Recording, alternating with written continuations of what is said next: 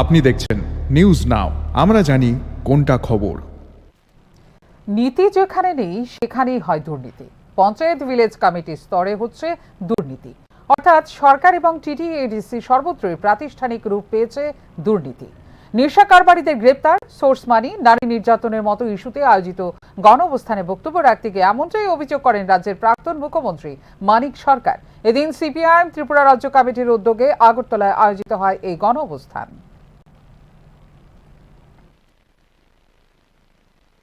সেখানে তো দুর্নীতিই হবে।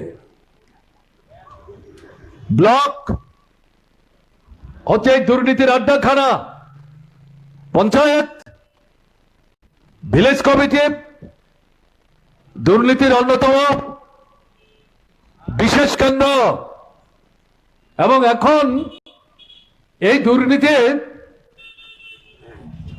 সরকার এবং Tripura tribal areas autonomous district council, TTADC দুটো জায়গায় প্রতিযোগিতা করে চলছে, কে কত লুট করতে পারে, সম্পদ বাড়াতে পারে, বেআইনি সম্পত্তি বাড়াতে পারে। এগুলোর